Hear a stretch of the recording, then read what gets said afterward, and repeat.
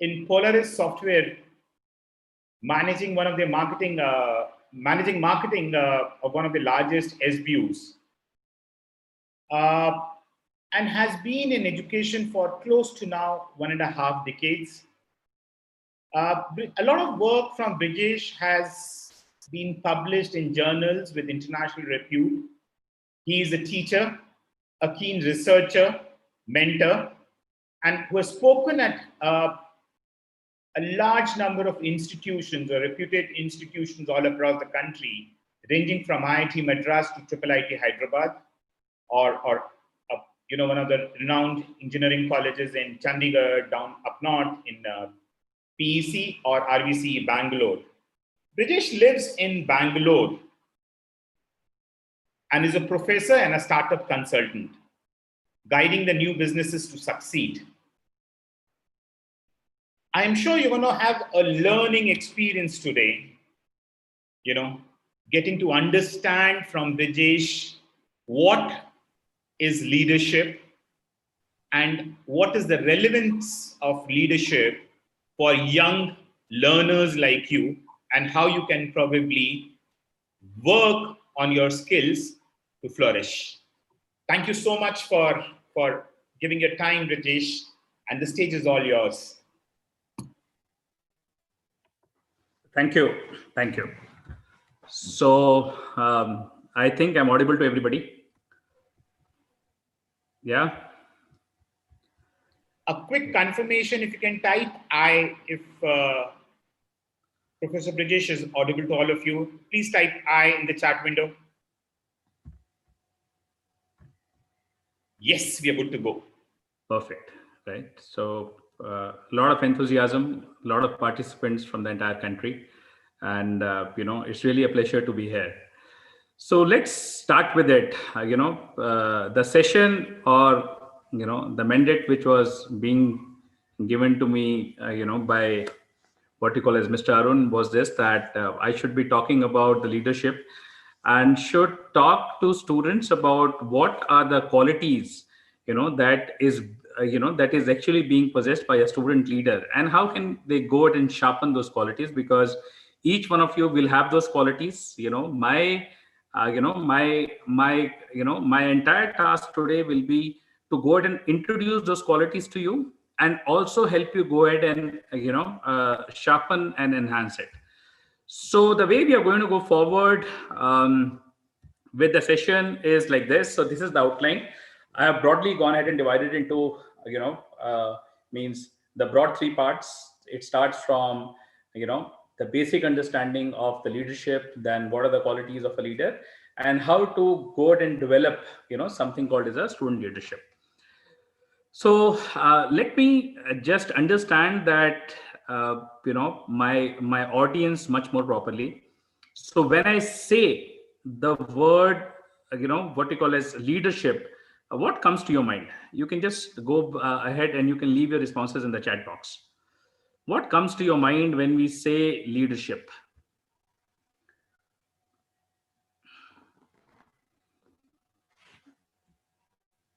Leading other members to success, absolutely right. Responsibility, good. Punita says confidence. Anybody else? Guide to motive. Okay, he's a freedom fighter. Again, responsibility. Anybody else would like to add on? Okay, a lot of your ability to lead, collaboration, quality of person to volunteer. Okay, teamwork, managing a lot of people. Okay, okay, good. So all of you have some opinion, when we say, when we talk about a leader.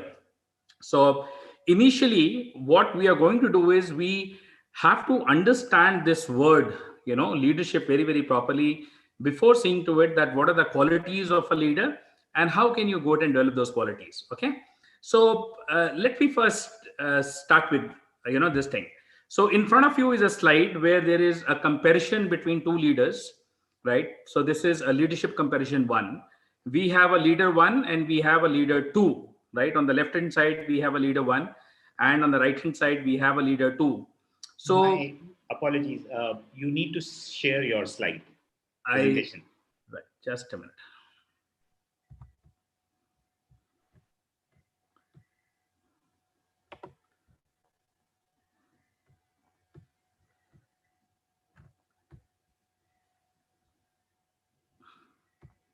Is this fine now?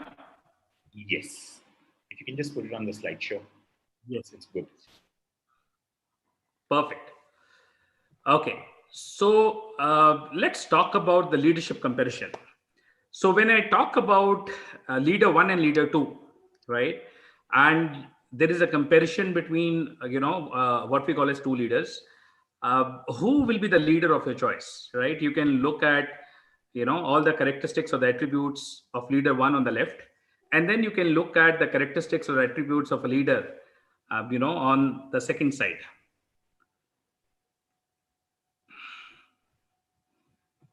So just let me know who will be the leader of your choice.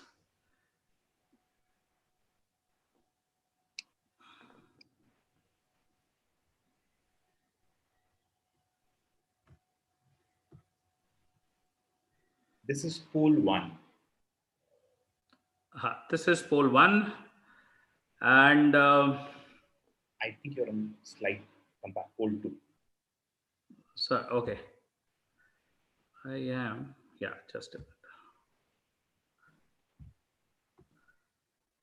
Yes, thanks.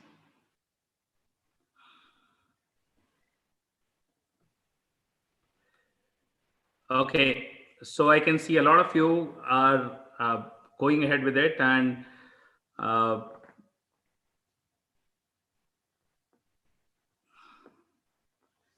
right, certainly a lot of you look more inclined towards leader two. I'll share the statistics after some time, right?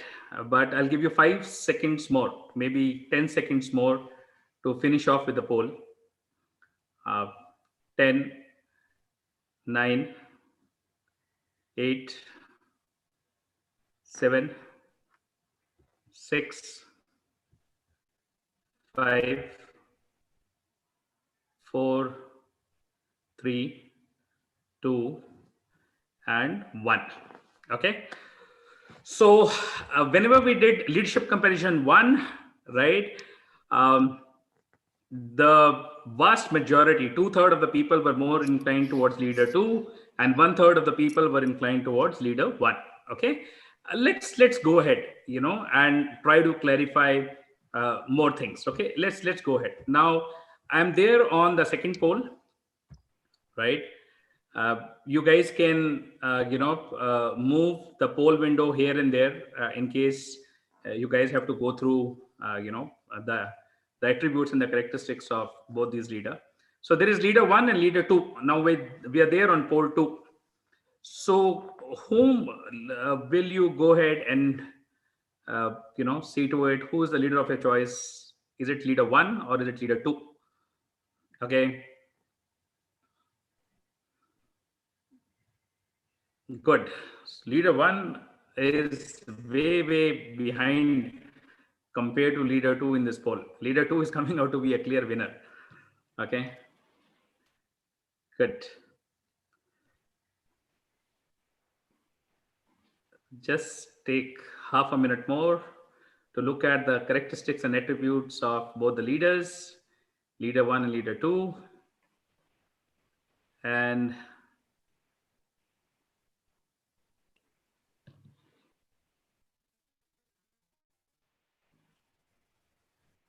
I'll give you 10 seconds more of you. Yeah.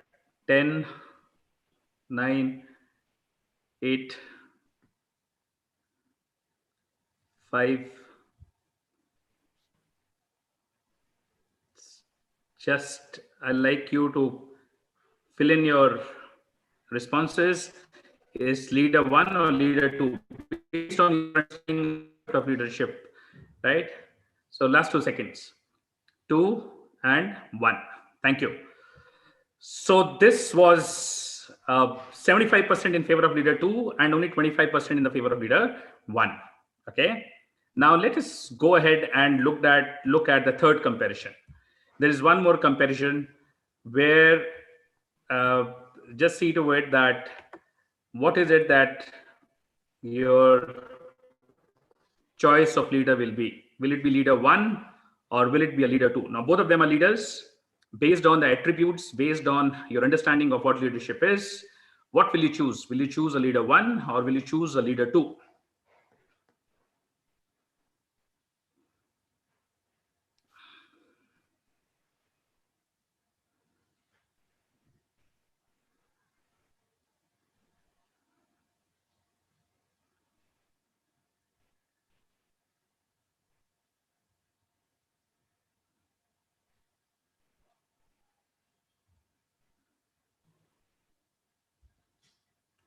This should not be very tough. Yeah. So here also we have seen a lot of you.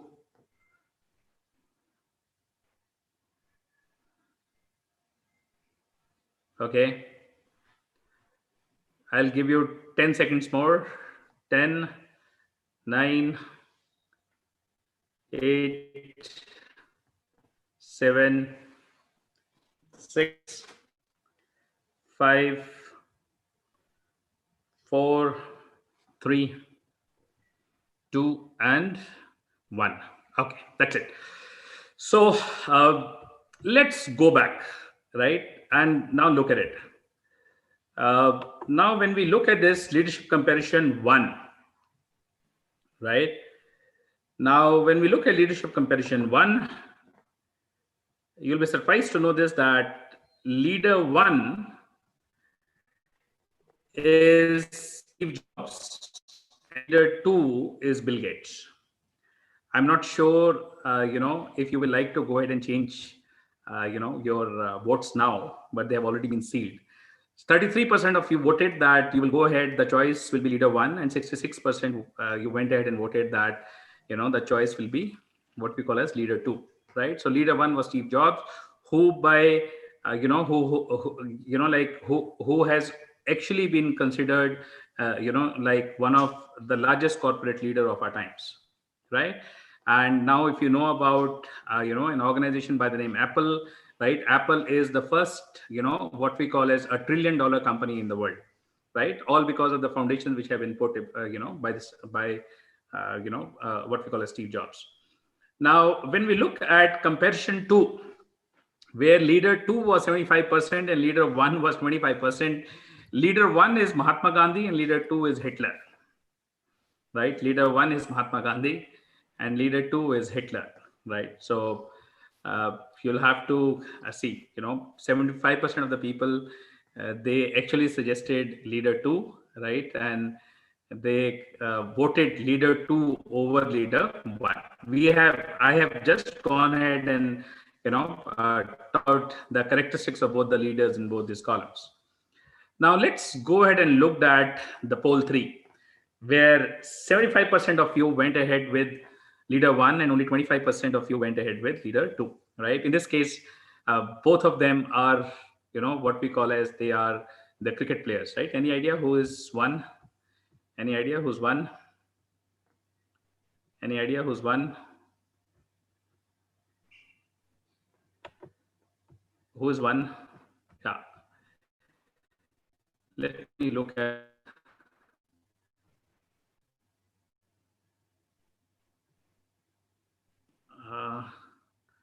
Sir, can I see the chat? The chat is here. Okay. Mm-hmm.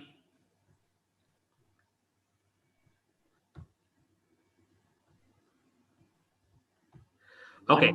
One is mostly said to be Dhoni. Right, but one is mostly said to be Dhoni, right? Can I have access to the chat?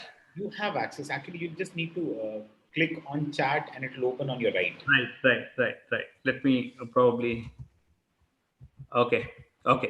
So one is Dhoni and 2 is what we call as Virat Kohli, right? And trust me that whatever the attributes that we have gone ahead and mentioned it, right? People are, right? I'm sure about it. We will have a lot of fans, of both Dhoni and Virat.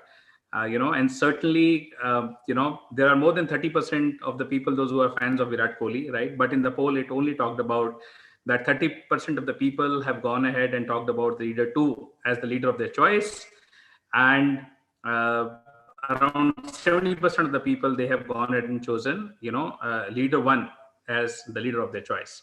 Okay, so this should tell you that the concept of leadership, is very different from what actually is being told, that a leader is always a people's man and this thing and that thing, right? So let's try to understand now, what actually is a leader.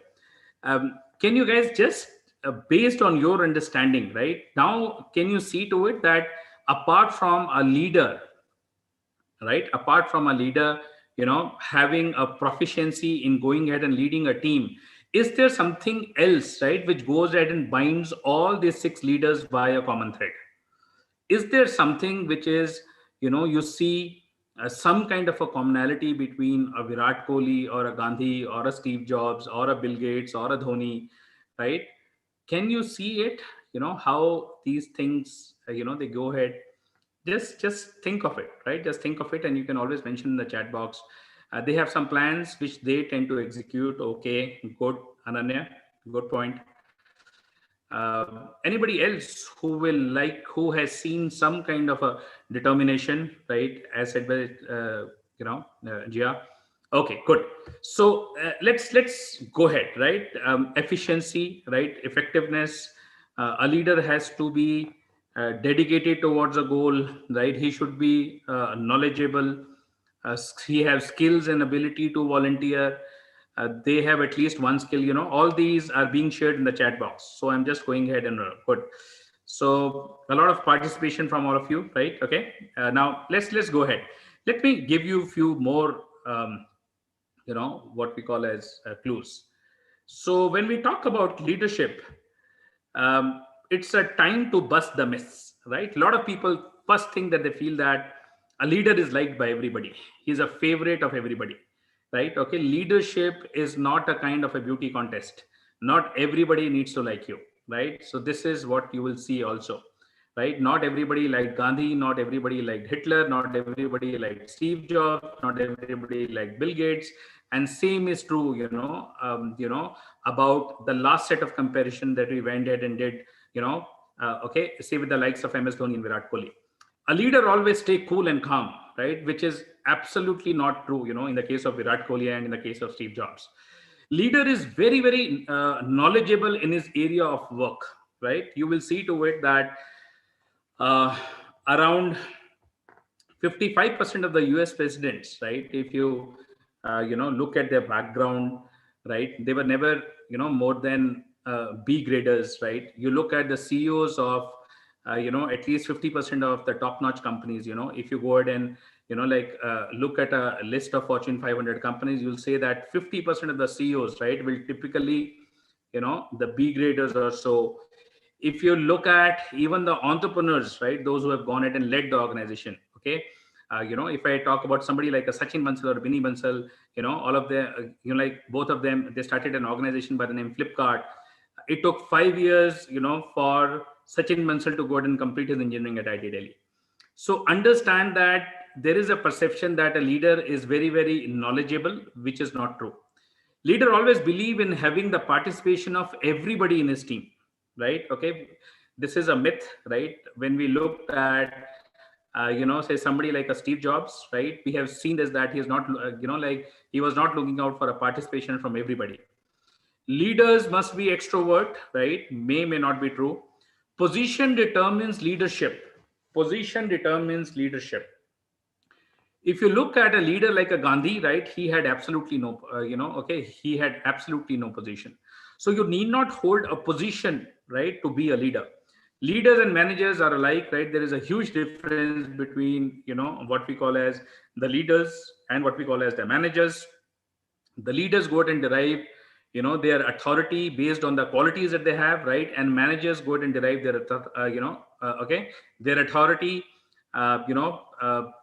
based on the kind of position that they go ahead and hold into an organization. Leaders must always be leading. This is also not true, right? You will not see the leaders always leading, right? Rather, a time comes when a leader sits at the back, right, and he let other people go ahead and lead, right? And that is the true test of a leadership. How well have you gone ahead and developed your people that they are able to lead now? Once a leader, always a leader. This is also not true, right? Because there have been cases where somebody has been highly successful in a certain situation, but in some other context or in some other situation, these people, they have failed. Leaders are born, not made. I don't think so. Leadership can be learned. So this is again a myth that always see to it that leaders are not born, right? Okay, leadership is a skill that can be actually acquired. It is not something with which you are born or something which is there in you. and leaders are fearless. Now, one thing that you should know is this, that somebody who says that he has been fearless all his life has not done anything in his life, right? So fear is a part and parcel, of a leader's life. And how do they overcome it? We'll just go ahead and talk about it. So now when I say that what is it that a leader is, now you should be able to tell it to me. Now I have told you what is it that a leader not is, right? This is what most of the people feel, that this is what a leader is. But all these things are the myths, right, which are there in the mind of the people, about a leader. So now can you attempt and tell me some three broad characteristics of a leader from each one of you? Yeah.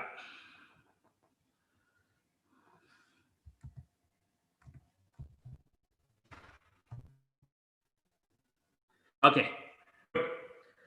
So let's go ahead, right, and then look at who is a leader, right? Who is a leader, right? So when we talk about who is a leader, we are primarily talking about each one of them, right? Just very quick, just talk about one positive quality of each one of them, right? I'm just looking at a chat box. Most of these people, if you do not know anybody, means one single person, if you do not know them, you can just ask me. But yes.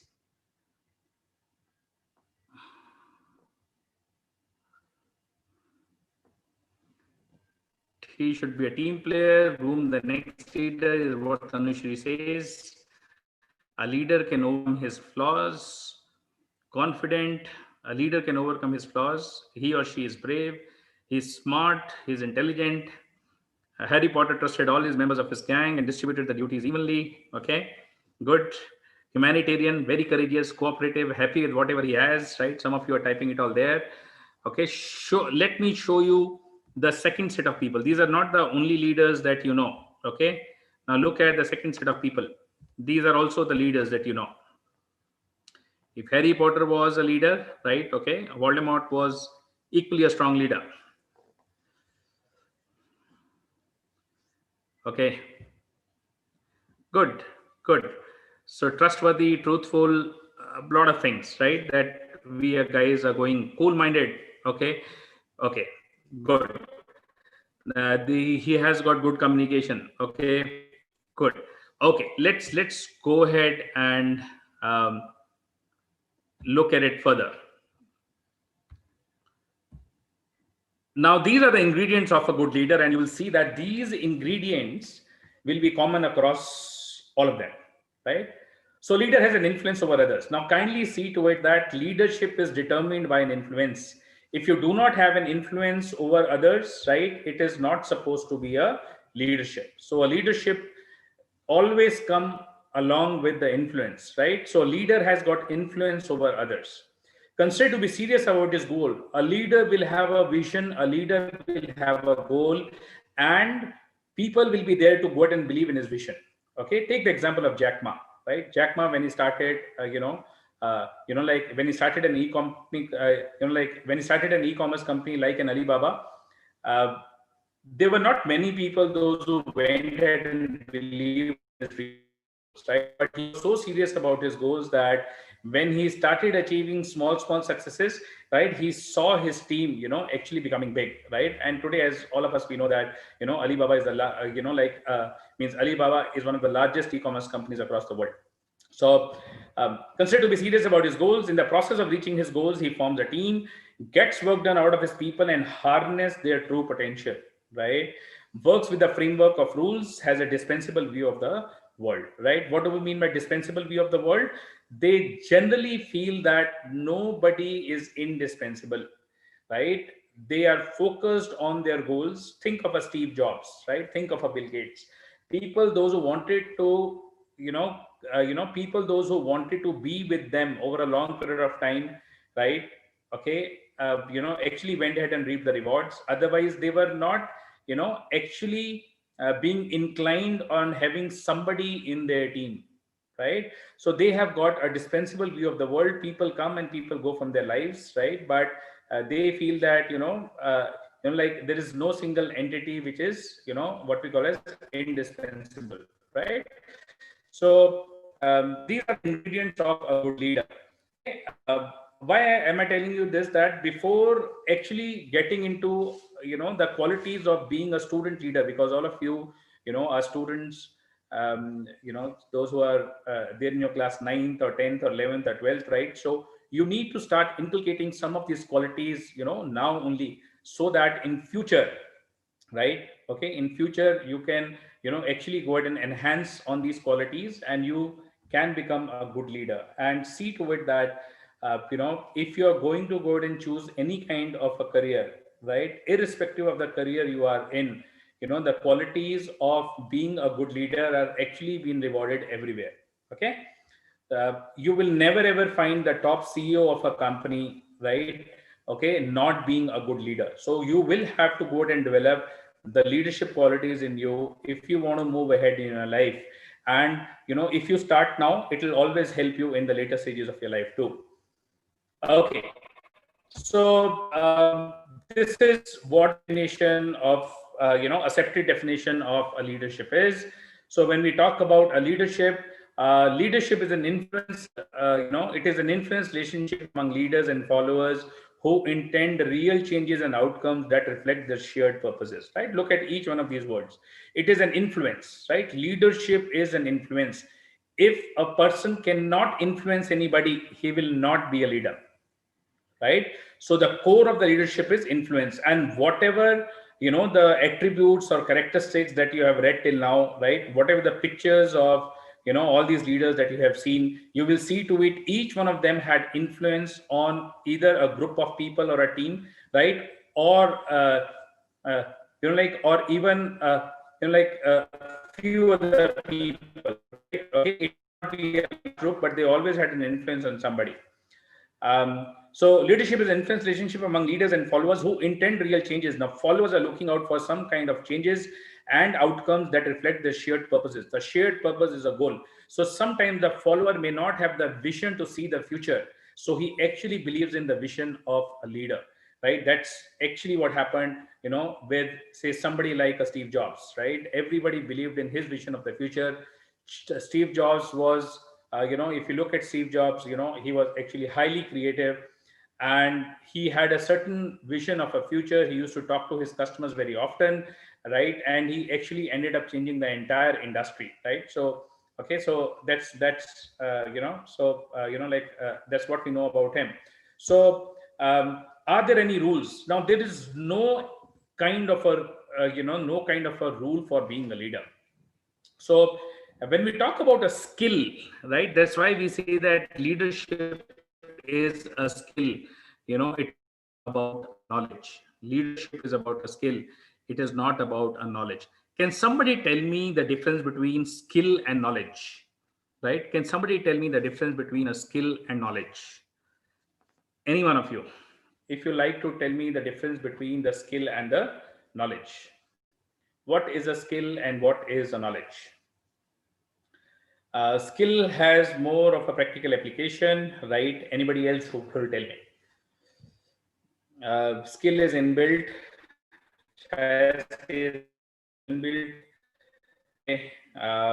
Skills are with the amount of perfection you can do a work. Okay. Anybody else, right? We are calling leadership as a skill. We are not calling leadership as an attitude. We are not calling leadership, as a knowledge. Skill achieved through practice, but knowledge is bookish. Skill is by default, whereas knowledge is gained. Okay, good. So always see to it that application of knowledge is skill, right? Application of knowledge is skill. So somebody has mentioned that if you go out and practice the knowledge, you will be skillful. Or when we talk about skill, it's more of an application. So remember this, that whatever the knowledge that you have, right, application of that knowledge, right, is nothing but the skill. And leadership is all about it's all about practice, right? It's all about practice. So what is it that we are saying? That whatever you'll go ahead and learn, all of them are okay, all of them are some kind of indicative guidelines, right? None of them is a rule, because there are no rules for a leadership. Personalities like Steve Jobs, right, and a personality like what we call as Bill Gates, who are absolutely opposite to each other, right? Both of them, have been massively successful, in their kind of a leadership, right? One of them was more, like one of them was more like an autocratic leader, and the second guy was more like personality and the past experiences that they have. Okay, so the style of a leader depends upon his her philosophy, personality, right, and the past experiences that they have. Okay, so let's go ahead.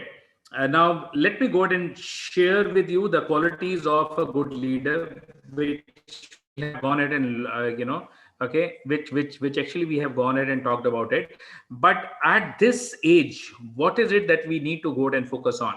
Right, so when we talk about a Steve Jobs, right, and a Bill Gates, we are talking about an end product, right? We are talking about okay, like we are talking about a product which has gone through an experience through multiple ages. Okay, so but when we talk about the qualities of a good leader, right, what is it required to be a good leader at your age?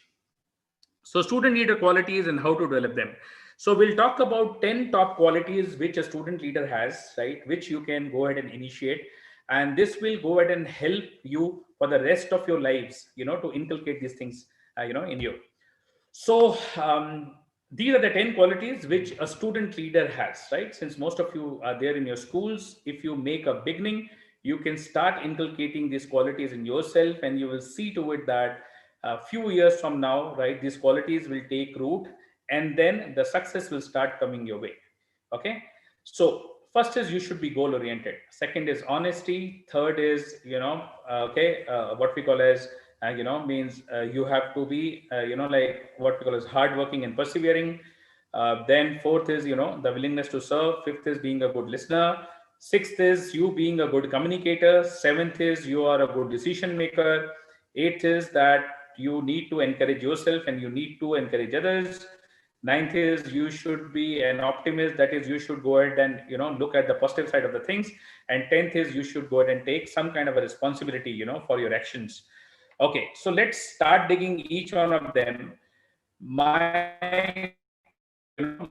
goal here is to make you aware of all these qualities, and also to give you some guidelines that how can you go ahead and increase or enhance these qualities, okay, in like in yourself. Okay, so let's start with it. First is the goal oriented, right? A wonderful quote here: the very essence of leadership is that you have to have a vision.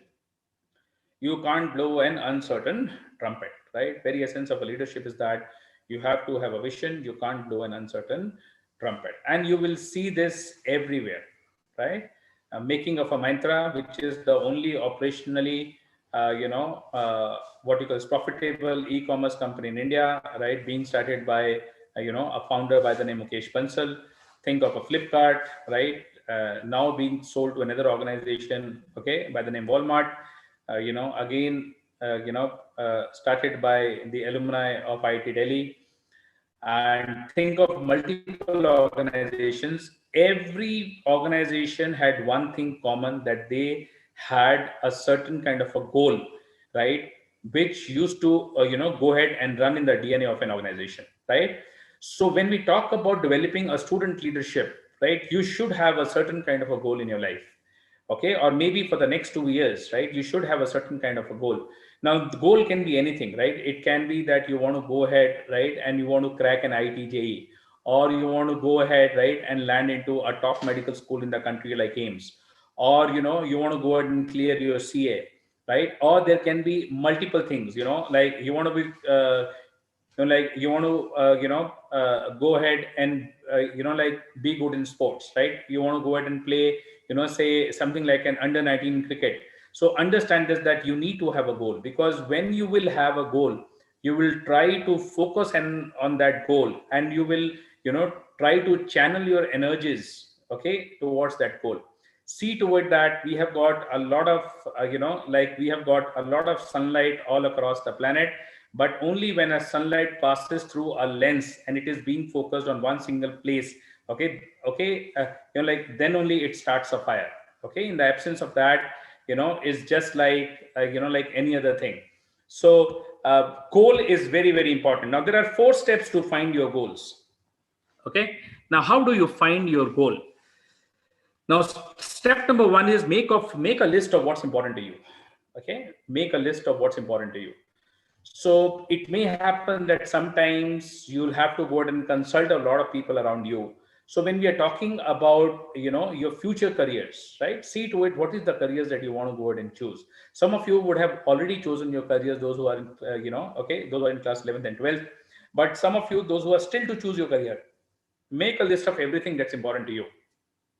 Then ask yourself, why are these things important? After you have created a list, right? Just start asking yourself that why are these things important to you, right? Are you doing these things because everybody else is doing it, or you are actually passionate towards these things, right? Then when you are answering this question, why is this important to you, you will see to it that you will start identifying certain kind of interest and values in the entire list, right? You will start finding out certain kind of values and interest in the entire list. Suppose you have got that you want to be a part of the school cricket team, you want to prepare for ITJ on me, or maybe one other goal, right, on on the list. And then you start asking yourself that why is it important for you, right? So then you will start seeing your interest and values in your answer, right? So it may be possible that when we talk about like when we talk about engineering, you may be inspired with somebody in the family who's already an engineer, okay? And and you actually want to go out and pursue that kind of a career, okay, in your future. So then you use your interest and value. Wherever options, your interest and values comes out, then you see to it that those are the goals that you need to go ahead and achieve, right? So there is a step 1, there is a step 2, there is a step 3, and then there is a step 4. You need to make a list of what's important to you. Ask why is this important to you. Then step 3 is use your answers to identify your interest and value. And then step 4 is use your interest and values to set your goals. Okay. Now, will it be will it be 100% accurate in the beginning? The answer is no, but over a period of time, right, you'll actually go ahead and get good. But this is one of the best ways to find out that your goals should be in line with your interest and values. If you are not interested in pursuing a goal, you will see to it that you'll not be able to like achieve it. For a very simple reason, I've seen this, that most of the students at your age, they want to go and pursue something because everybody else is also doing it, right? Find out your goals. If the goals matches your interest, if the goal matches your values, then those are the goals that you should go after. Then what is that you go ahead and achieve your goals, right? So when we talk about goal orientation, you should know 2 things. First is, how do you set your goals? And the second thing is, how do you achieve your goals, right? So when we talk about achieving your goals, you have a framework which we call as SMARTER, right? When you achieve your goals, we have a framework, right, which is called as SMARTER. Now, what is SMARTER? A SMARTER stands for specific, meaningful, achievable, relevant, time bound, evaluate, and readjust, right? So what do we mean by this? We say that the goal should always be specific. The goal should always be specific, right? I want to get 95% marks in class 10th. Goal should always be specific. I want to get into IIT Madras, right, as a computer science engineer, right? I need to get into AIMS, right, as a doctor, right? Whatever you would and define your goal to be. A goal should always be specific. The more specific the goal that you have, higher are the chances for you to achieve that goal, right? Second is, a goal should be meaningful to you. That is, you have to ensure this, that you are passionate about that goal. Big things in life, they just do not happen accidentally. You will have to put some kind of a passion, some kind of a hard work to go ahead and achieve those goals. Third thing is that you need to pick up goals initially that are achievable in nature. If you have been an average student all your life and you set a goal of being top 100, in IT JE, you need to understand this, that there is a sequence in which it will go. Okay, so you need to set intermittent goals before you go ahead and look at a complete big picture. The end goal may be that you want to get into an IT JE, and like you want to go to means a top school like an IT Madras. But understand this, that you will have to formulate intermittent goals, right, before you reach your end goals. Then the goal must be relevant. It should make sense to you. It should make sense to the people around you, right? That's what the goal should be. And then the fifth is, it should be time bound. That is, a goal is always time bound, right? What is it that you want to do in the next 2 months? What is it that you want to do, over a period of next 6 months, right? What is it that you want to do over a period of next 2 years or 3 years or 4 years, right? So you need to set your goals, and then you need to divide your goals into multiple objectives. And then you need to evaluate your progress, whether you're going. So one thing is that you have planned, and second is when you are actually putting in some kind of a hard work, you will see to it that the you will go ahead and see to it that some kind of results you will get. When you're getting some kind of results, that is the time for you to evaluate whether the results which are coming out are in line with your planning or not.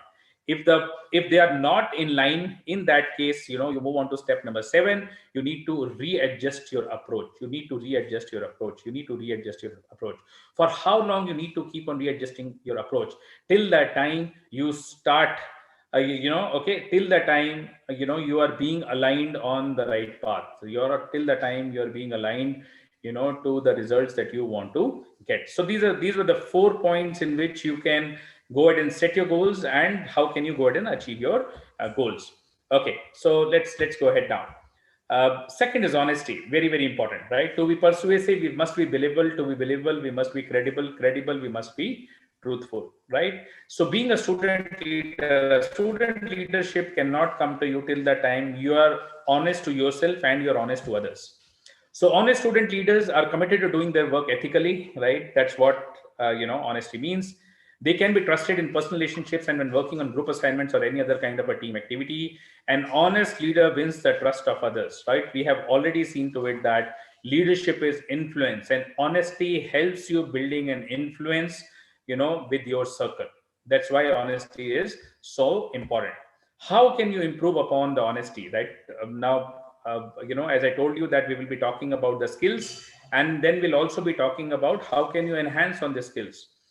In this case, what you need to do is make a list of all the areas of your life that you're not happy with. Whatever areas of your life that you're dissatisfied, just make a list of all those areas in your life. Then ask yourself the following question. Are you keeping your promises to yourself in those areas? That is, whatever you're planning in those areas, you are able to go ahead and make it. Or are you going ahead and, okay, all the promises to others have been kept? Or you are actually telling lies to yourself and you're telling lies to others, right? So you need to analyze yourself with all those areas that you're not happy about it. Then you need to go ahead and decide that you will put an end to it. You will put an end to the, okay, you will put an end to the lies and the dishonesty. You need to keep a small diary and note down your observations henceforth in those areas, right? You just need to make it, some kind of a regular habit to make an entries in your diary, which is with you. Nobody else will go ahead, right, and have a look at your diary. But you need to see to it that all the areas where you are actually not being honest to yourself and others, right? I'll just give you an example. You have set a great goal for the next 1 week that you will study really hard every day for 2.5 hours, because your examinations are approaching. After a week, what happened? You have not gone ahead and even like opened your books. So this is what is, what we call as a dishonesty to yourself. So you need to see to it that is this, actually becoming a habit. This is the way you can actually go ahead and cure that habit. If possible, you can find out a close friend who will be your accountability partner. An accountability partner always will go ahead and actually hold you responsible, and he will help you improve, right? Somebody who can go ahead and trust. If it is a family member, right, it can be a father or a mother or any kind of a sibling, it is all the more good. Okay, so honesty was the second quality which a student leader should have. The third quality which a student leader should have is a hardworking and persevering. Right? Without hard work, nothing gets achieved. A person always doing his or her best becomes a natural leader just by an example. Okay. So hard work is contagious. If one student is working hard and shows a true passion for the subject, they will inspire others to believe that they too can strive for excellence. Hard work is required to acquire the knowledge and build the skill set without which influence gets diminished. In short, a hardworking student leaders, inspires, and push their classmates to do more. So what happens in these cases is that, remember this, nothing great gets achieved without working hard, without putting in a proper amount of perseverance towards your goals. Okay. How can you actually become a hard worker? Remember this, it all starts with the goal. If your goal is aligned, you will work hard towards it. So here what I'll go ahead and suggest is you need to paste your goal in front of your study table. Right? What is it that you want to achieve? Just paste your goal. And that goal should be the one which has the ability, to move you emotionally. You should be passionate towards that goal, right? Then you have to create a work plan with the help of your teachers, your parents, and your friends. And just to see to it that hard work becomes a habit, you need to associate some kind of a reward and punishment with that work plan.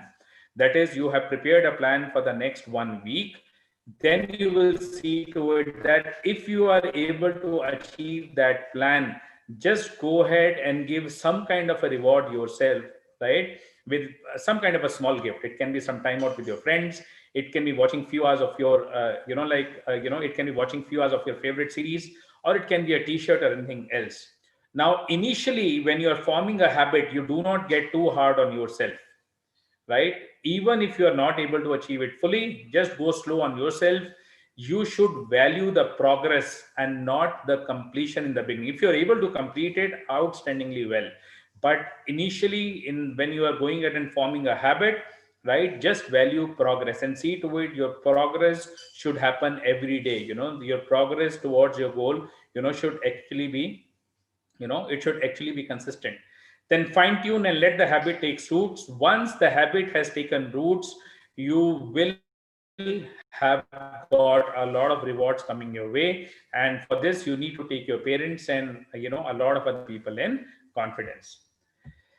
Then point number 4, that is the quality number 4, is student leaders, they serve others. A leader is like a shepherd. He stays behind the flock, letting the most nimble go out ahead, whereupon the others follow, not realizing that all along they are being directed from behind. Right? So this is what we looked at. It is not essential that a leader will always lead. It is not essential that a leader will always lead. But you may see this, that a lot of times, right, a leader will just stand at the back and his followers will lead. They will always have a perception that they are in lead, but everything is being controlled from the back, right? This is what the beauty of, leadership is. And somebody like Nelson Mandela was that kind of a leader. So they serve others. When we say that they serve others, what does this mean, right? What does this mean? So this primarily means few things. Leaders want is and are willing to go out of their way to serve those in need. In a classroom setting, now we are talking about student leadership. In a classroom setting, this is best seen through acts of kindness or selflessness. For example, if somebody is being bullied in your class, do you look at it like other students, right? Or you do something about it? Unlike students who stand idly by, a student leader is likely to step up and put an end to it. So a student leader is always ahead to share his knowledge and help his other classmates, okay, and help his other classmates with their academic and personal challenges. Okay, so how to improve on serving others? How to inculcate this quality in you? So first of all, find out that do you have any social club or a social activity group in your school? If you have it, right, just start volunteering for it. Develop some kind of a social sensitivity. Start helping and start, going and serving other people in the society. Just initiate a study group, right? Now, again, it should be a study group, and it should not be, like it should not be a gossip group with the, like with your friends. Decide on the topics to be covered for every week, right? So it is going to be a joint study group where you can help others in the courses that you are get at, and you can actually get helped from others in the courses, you are average. So see to it that in this way, all of you will, go ahead and help on benefiting each other, okay, mutually, and see to it that you don't have to go ahead and sacrifice your self study, okay, when you're going ahead and involving in all these activities. So your own self study will come first, but definitely go ahead and indulge in these kind of activities, become like what we call as socially sensitive, right? And also see to it that you should have some kind of a support group or some kind of a study group where a lot of people are going ahead and helping it out. Okay, so okay, let's go ahead. Leaders are good listeners, right? So when we talk about student leaders, right, they are always good, they're always good listeners. The ears of the leader must ring with the voices of the people. So what does this mean? This means that you have to develop good listening abilities. A lot of us, we are waiting for our turn to talk, and in that process we don't go out and listen to the people around us. Okay, so we'll have to see this. So student leaders care about and listen to the thoughts and concerns of others in the group. If you are a good student leader, you will listen to the things which are happening around you. Some students may only feign interest, right, in others' problem. A good student leader is likely to show a genuine interest in and desire to help others. Okay, in a group work, they are also more receptive of others. What we call as feedback, and they are also, what we call as willing to compromise. They will not only listen to their friends and colleagues, but also listen to the teachers in and of the classroom. Very, very important thing is just that you should be a good listener, right? Very, very important thing for you is that you should be a good listener. A good listener is always appreciated, in any team that they go ahead and work in, right? And this is a quality that you will see that a lot of student leaders, they don't have, this quality. Now, how to develop good listening qualities? First is pay attention to the courses being taught by your teachers in the class, right? Listen to what is being taught, even in an online or an offline mode. Whenever your teachers tells you to go ahead and summarize what has happened in the class, always go ahead, right, and try to summarize, right? Always be there as some kind of a volunteer. So when you summarize something, this means that you have been there in the class, right? Okay, and you have been going ahead and listening attentively to okay, like to your professors or to your teachers. In case these things are not available, at the end of every class, just write a short summary, 4 5 okay, 4 5 kind of sentences. What is it that the class was all about, and what is it that you have gone ahead and learned in the class? Try summarizing any class team meetings or other group activities. Once the school opens and you guys are back to your schools, any kind of meeting which happens inside the classroom, just be there, and in the end, just go ahead and summarize the entire meeting for the good of everybody. You will notice, if you keep on doing these activities, you will notice that in few weeks, right, what you're listening, and in few weeks you will improve upon any kind of a listening ability, and also you will start understanding the most important points in any kind in any kind of a conversation. Now, point number 6, leaders are good communicators, right? God has given us 2 ears and one mouth. That is the reason that listening skills came before what we call as the communication skills. Okay, 90% of leadership is the ability to communicate something people want. So, student leaders are always good communicators. Student leaders communicate their ideas to the rest of the group. If they have an idea of how things should be done, they make their suggestion known in an open and respectful manner. They are generally expressive and have a positive body language. They ask relevant questions to the people around, and they work on their communication consistently, right? To be very honest with you, if you look at students, right, I think, communication is one field where they lack. So I'll just tell you how to improve upon your communication. Some of the best communicators that you see around yourself, right, were actually not born that way, right? So how to go ahead and develop good communication skills, right? So we'll go ahead and divide it into 3 phases. First of all, if you are a starter and you are having a low confidence, right, in talking in front of others, or talking in front of class, or talking in front of a lot of okay, people, you just see to it that start reading loudly your newspapers and your books. What you need to do is you need to tune your own ears to your voice in English. Okay, Have an accountability partner, have a good friend who also wants to improve upon his communication, and then communicate with him on a regular basis. If possible, take out 5 minutes, just 5 minutes in the entire day about your favorite topic and stand in front of the mirror and talk. Right? These things will help you improve your communications at the grassroots level. After some time, right, once your school opens, you can always go ahead and give presentations in the open classroom. Why? Because you are still scared of facing a lot of people. Start speaking up in classes by asking questions, and slowly, right, start speaking up in classes, right, by participating in multiple things, by asking questions to your teachers, to your professors, and then increase your participation in a lot of other activities. And the last stage, the pinnacle of communication is when you start getting on to the school stage. When you get a small part in the assembly, like news of the day or saying a pledge, and start communicating effectively. Now, this does not happen over one single day. You need to put in an effort to move from scratch, to a high level. The good thing is that you have all the time with you, right? You guys are just students, right? And you have all time to enhance upon these skills and give.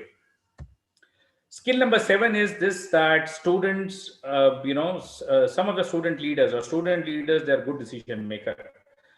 The most difficult thing is the decision to act. The rest is merely a tenacity. So student leaders evaluate a given situation and come to a well-reasoned conclusion about the best course of action. Ultimately, good decision making stems from a high sense of responsibility, a strong sense of direction, and the ability to think quickly, even under pressure. Now, when we're talking about good decision making, remember this, that this good decision making was not being developed on day one, right? Nobody was born as a good decision maker, maker. All the 10 things that we are talking about, they are the skills which can be improved. So how can you improve your decision making skills? First is start taking small decisions, like buying your own clothes, what kind of clothes that you want to wear, create your own own kind of a time schedule, find out that what activities and interest you, just go ahead and enroll yourself in some kind of an extracurricular activity in the school. And once you have taken a decision, stick to that. There is always a phase after a decision where people feel that whether I've taken a right decision or a wrong decision, and there is a tendency to pull back. So don't do it, right? Once you have taken a decision, stick to the decision. Start being a part of group activities in your class and start making small decisions as a part of the group. Every right decision should act as an encouragement, but every wrong decision, it should act as a learning. Just go back and see to it that why was that decision wrong, what is the learning that you got into it. And above all, stop judging your decisions based on the outcomes, right? If an outcome is good, okay, this means the decision was good. If an outcome was bad, this means that this means that the decision was bad. Initially, don't be so hard on yourself. Just get into the habit of taking decisions for yourself. Start with small decisions and then move on to taking bigger decisions. Student leaders are encouraging in nature. They encourage themselves and they encourage others. So student leaders recognize that everyone has strengths and weaknesses. They affirm and utilize these strengths in the group while assisting in the areas of weaknesses. So a student leader is the one who keeps himself motivated, and then he also encourages others. Okay. Then how to stay encouraged and motivated? First of all, you need to find out what motivates you. Is it a song, a movie, a book, or some character? Whatever motivates you, keep those things closer to you so that whenever you are down, right, and not feeling very great, those are the things which can actually go and bring you back. I have seen a lot of students have got a favorite song, or they have got some kind of a movie clipping which can actually go ahead and put which can actually go ahead and put them back on a path on which they want to be on. So remember this, whenever we talk about a leader, every leaders feel discouraged at times. There is nothing like this that the leaders do not feel discouraged, but the only thing is this, that they do not stay discouraged for very long. They know this, that what are the buttons in their mind, what are the things that that actually go out and motivate them, and they work on those things, right? So you should be doing it on the same things. So student leaders are always positive in nature. They keep building that positivity around them. How to build that positivity? Just read some good book, 5 pages of a positive book every day, okay. Just see to it, like say a book like, say a book like You Can Win by Shiv Khera, right? That should always be okay with you. You should look at that book and read just 5 good uplifting pages of that book every day. If you're there on YouTube, listen to some good videos, right? Just go ahead and listen to somebody like a Robin Sharma or a Jack Canfield or or Tony Robbins or a Les Brown. They have got followings of millions, on their Insta pages, on what we call as YouTube. So just go ahead and get benefited from them. You should have a circle of positive-minded people. And one thing which has actually helped me a lot: every night before you go to sleep, right? Just write 3 good things which have happened to you that day. Just focus on the positive, right? And every day make it a point to find 3 people and give them some kind of compliments, right? They can be 3 people, the same 3 people every day, but you should pass on 3 compliments to 3 different people every day. Okay, so this is how you build positivity. And last is the student leaders will take responsibility, right? The student leaders will take responsibility. If something goes wrong, they do not pass the blame. They stand that they were the one who were, responsible. So if you ask me, what is responsibility for you? To me, if you are putting your effort in all the top 9 qualities, to me, you have taken the responsibility. If you have put your all the 9 qualities on the top, you are actually working towards that. To me, now you are responsible and you are behaving responsibly, right? And that is what it's all about. Okay, so uh, you know I'll just take questions, right, soon. Okay, and you will have the PPTs. I have seen some of you are asking for the PPTs and all, and just see to it. Last but not the least, now whatever you have been doing till now, okay, whatever you have been going ahead and listening till now, okay, it's all good, but I've saved the best for the last. So wherever you are, I want your complete focus now, only for 2 minutes, right? Because I'm there on the last slide, and I want your complete focus because this is the slide which will make a difference for your life to come. Okay, okay, now how many of you feel afraid or you feel scared before you do something new? Just say yes in the chat box. How many of you feel scared, right? Or you feel afraid before you do something in your life? Uh, right? Some of you are quite brave, but all those who feel that, some kind of discouragement or some kind of scary thing, right? Also, maybe in certain moments, right? Most of you have typed yes. Okay, now understand that why do these things they happen?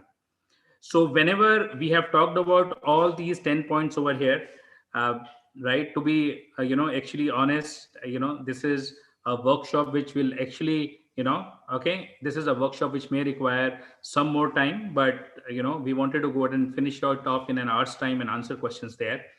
But once you look at it, right, now, this is what happens, right? This is what happens. Now, look at this figure very, very intently. This figure, is worth its weight in gold, right?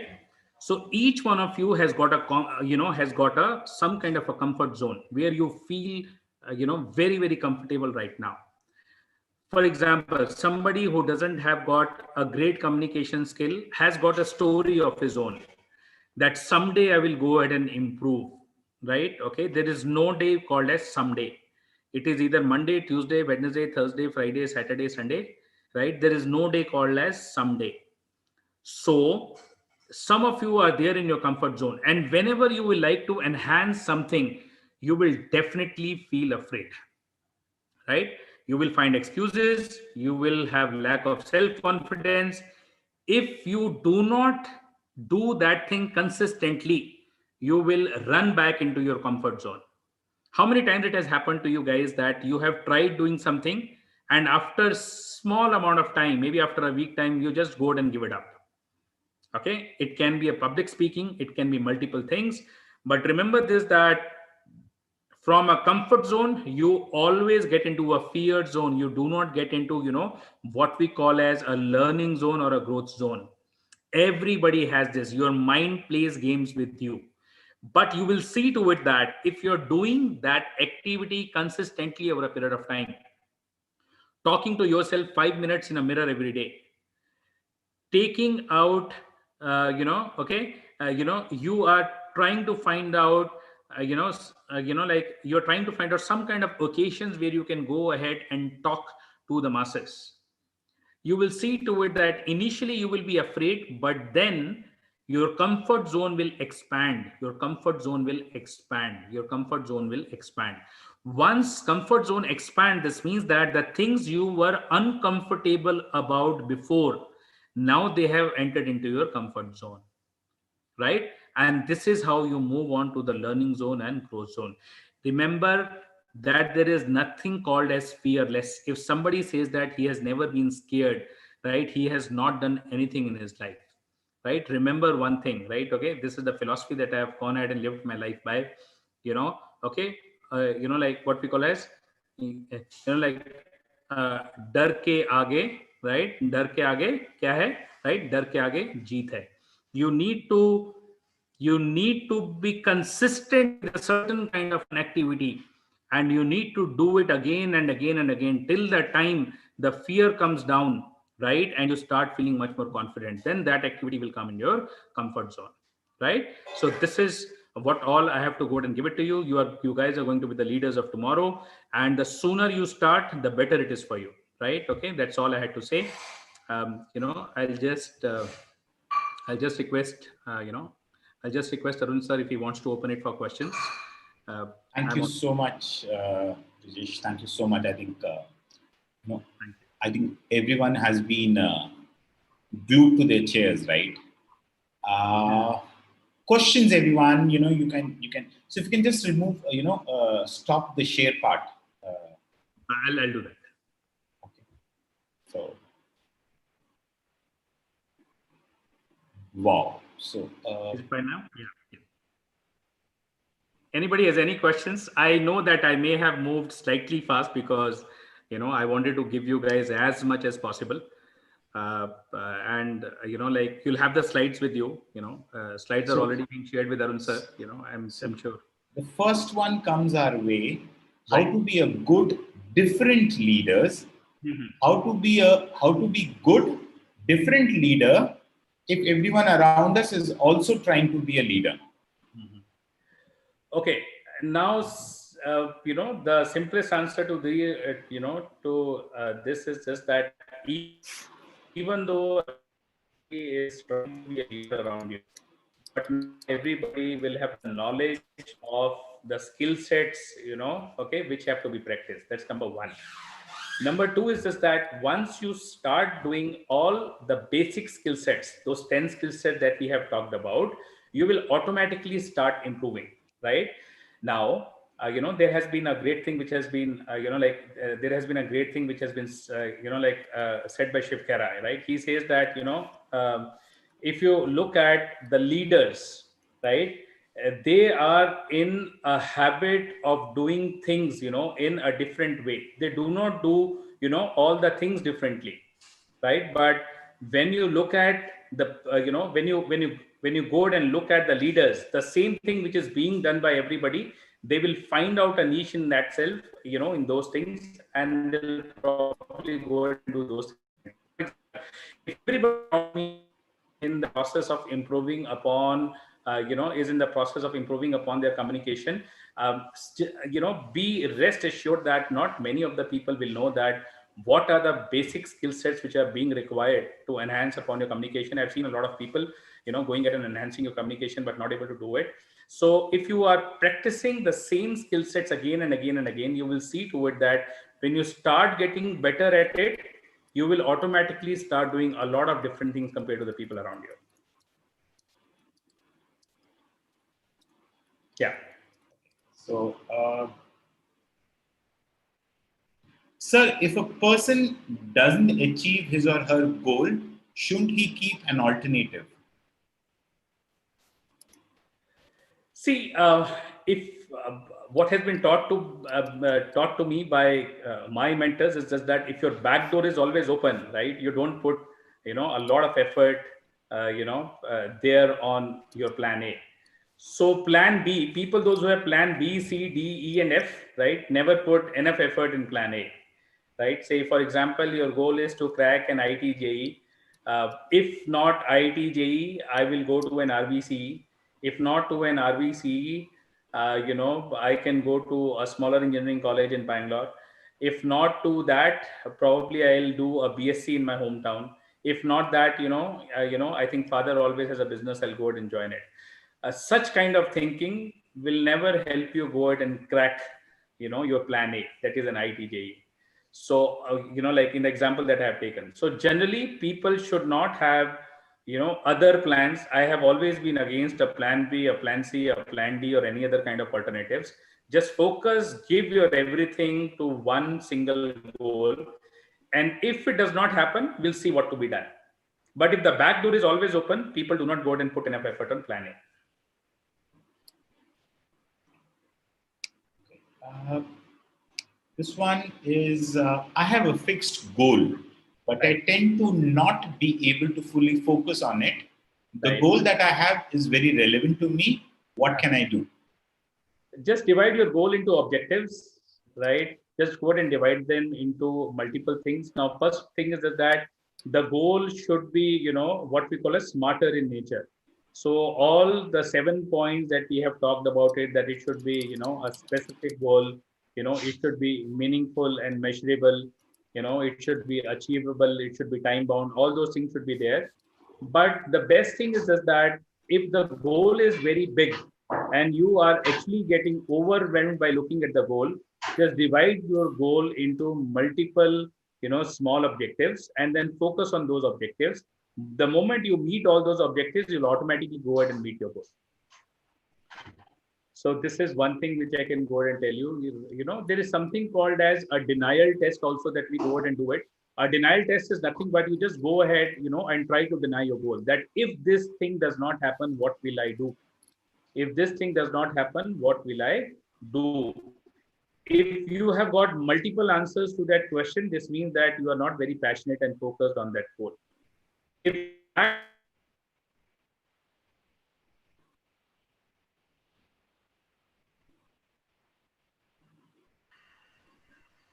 yeah, am I audible? Yes. Yeah. So if that one thing, say for example, if you've got multiple answers for the denial test, that is, if this goal doesn't happen, I have got plan B, plan C, plan D, plan E, plan F, right, till plan Z.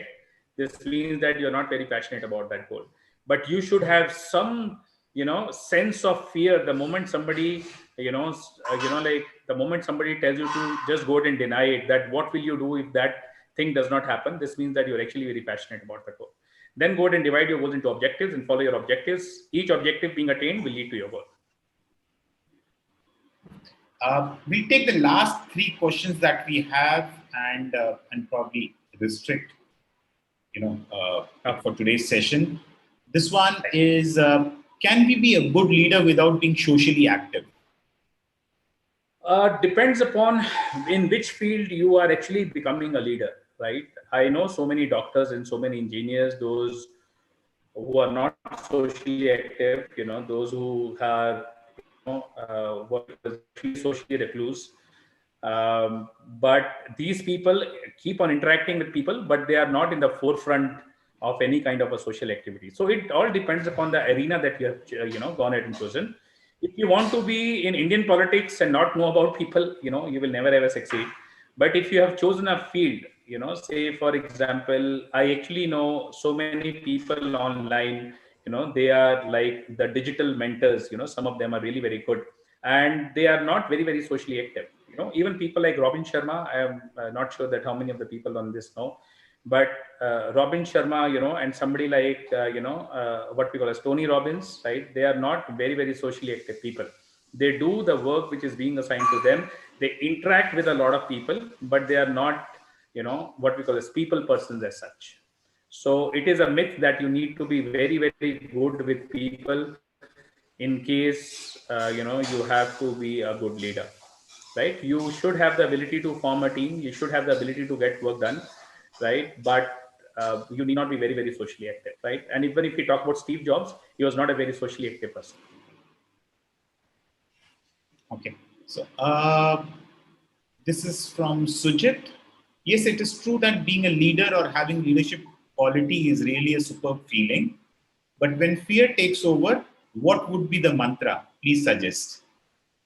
Always see to it that when the fear takes over, the mind starts playing the games, right? So, see, your mind is a powerhouse. Your mind is a powerhouse. Whatever question you will ask your mind, it will give you the answer. For example, if you will ask your mind the question that, will I succeed? The mind will give you 10 reasons that you will succeed. Okay, if you will ask your mind the question that, I think I'll fail, right? Your mind will give you 10 reasons that, how will you go and fail? In my own experience, whenever the fear takes over, if you have got, a good kind of a mastermind group or some kind of a support system, or you have got some kind of accountability partners in your life, they always go out and help you out, right? So it is always good to start building that kind of a support infrastructure around you. That can be your parents, that can be your friend circle, that can be a lot of other like-minded people that you can go and find online or offline. Now, these are the people, those who actually go and keep on picking you up when you're down. Apart from that, at least in my case, you already, I already had a couple of videos, like uplifting videos and songs and all those kind of things, which always used to go ahead and put me back, in that mood, where I can be more productive. So that's all I have to say. Okay. Sir, as you said, a leader is very knowledgeable in his or her area of work and about this being a truth, a myth, sorry, right? But how will Yeah. one be a good leader if he or she does not know about the work he or she is doing? Okay. See, it's a myth. Okay, let's talk about let's talk about the richest man in India, Mukesh Ambani. I can guarantee you he will not know much, about telecommunication, but he will know everything about how to run a telecommunication business. I doubt how many times he would have actually gone to a refinery and he would have seen that, how all these, what you call petroleum products, actually get segregated. He may not have any kind of a technical knowledge about that, but he has the ability to build teams. He has the ability to find the right kind of people to actually being put into, all those places. So it is a myth. It is a myth that a leader should be an expert of everything that he has to go out and do it. Rather, even if you see the best of the leaders in the corporate arena or to a lot of people, right, you will see to it that these were the people who have the ability to, go ahead and form teams and spot out the right people, right? Take the example of somebody like Ratan Tata. Tata is a big kind of a conglomerate which has got, all these organizations like a TCS or a Tata Motors and everything. Do we think that he will know, about all of them? Absolutely not. His basic competency is to build teams. His basic competency is to find out people, those who have got all the knowledge about, all these businesses. And then his competency is to keep those people with him, and see to it that those people, uplift and grow along with him. So it's always a myth that you need to have complete knowledge. If you will have a complete knowledge, all technical knowledge, right, you will be a very good technical guy, but may not be, right? Think of any IT company, think of a CEO, think of people like Narayan Murthy or Nandan Nilekani and all these guys. They will have lakhs of people in their organization, those who are far better coders than what they are, but their competency is something completely different, right? So that is the reason that I told you that you need not be an expert or completely knowledgeable, in the field that you are, but certain kind of skill sets, if you have an influence over the people, right? So this is what it is. The last question, Brijesh, if you allow, we will give a speaking rights to someone who's raised his hand. Tanushree Bhattacharya, you can ask your question. You have the speaking rights. Please.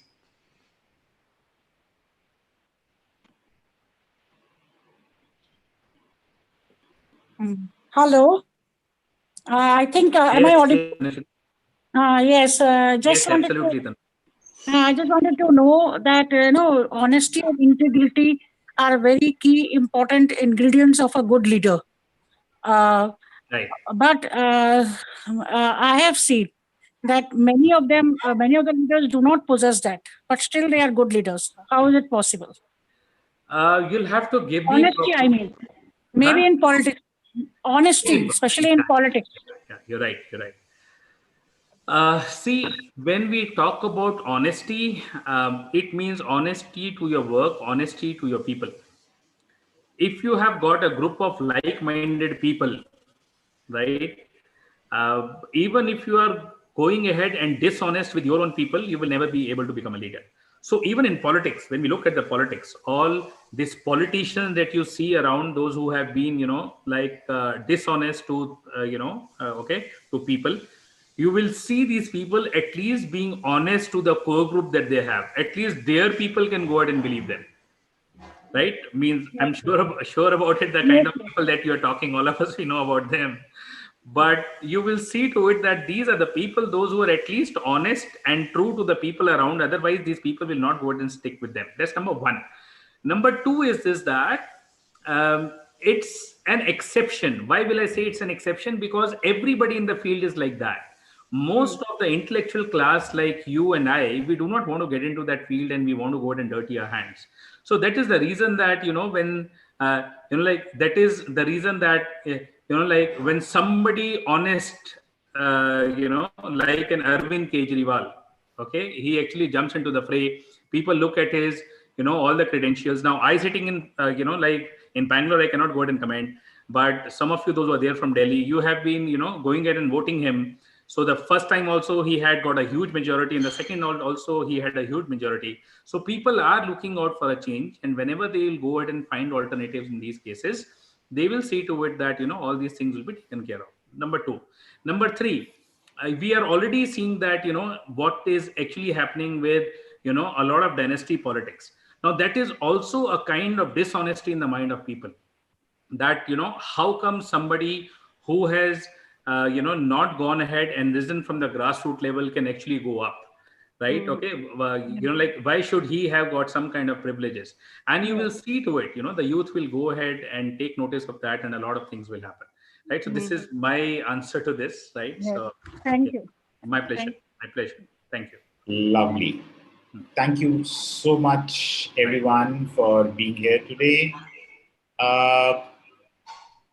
And thank you, Brijesh, for probably giving much more than what we asked for, right? I remember saying, we'll wrap it up in an hour or so. So thank you so much. I think everyone, it's been a pleasure, Brijesh, listening to you. And I'm sure this is one area that kids would certainly, would have had a learning experience. And I'm sure, many of them would move in from their comfort zones to their growth zones. They have the time on their side, right? It is just that they need to make a conscious attempt and follow those 10 principles that you spoke of. Thank you, everyone, for your time. And with this, we will close the session. Thank you. Bye-bye.